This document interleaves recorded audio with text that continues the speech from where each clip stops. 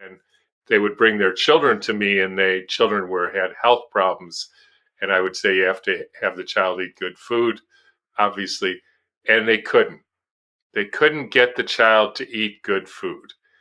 And I don't know how many hundreds or thousands of families I saw that were being like wrecked with what I would call food fights.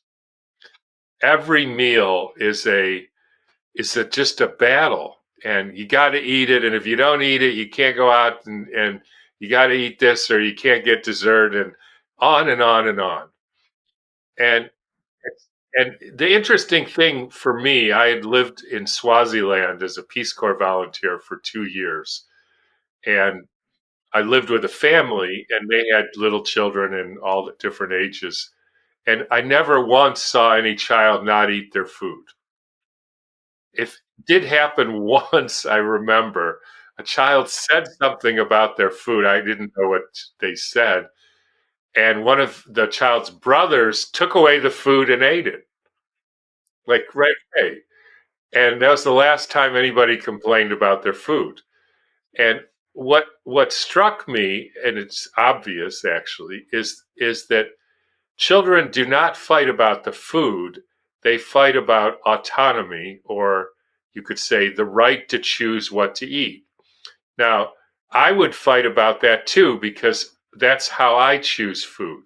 I choose food based on what I want to eat and what I think is good for me and what works the best.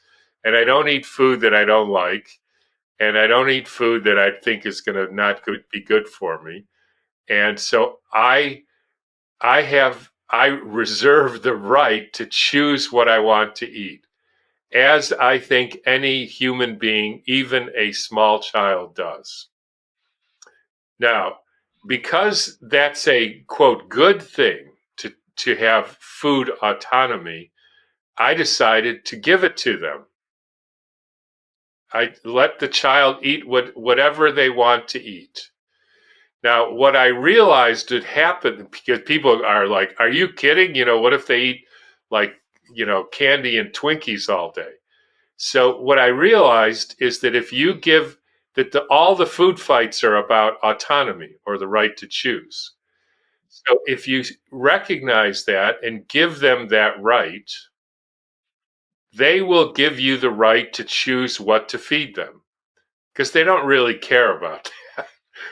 And I remember I figured this out when my youngest was 10, Joe, and I had enough of trying to make him eat vegetables or whatever.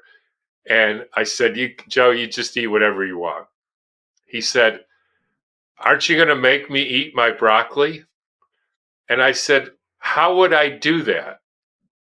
And he said, "Well, you could try to stuff it down my throat." I said, "Like with a stick or like a toilet plunger? I mean, how am I going to do that?"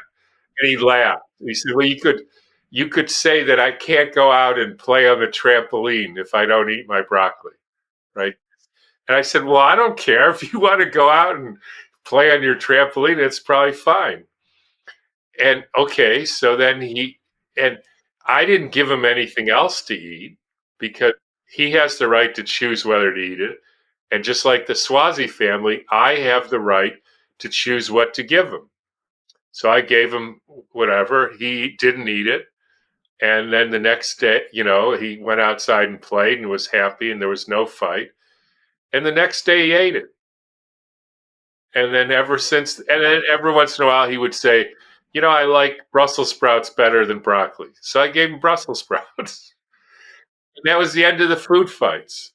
Because, and the worst thing that happened, and I've done this with hundreds of patients, and it is 100% successful.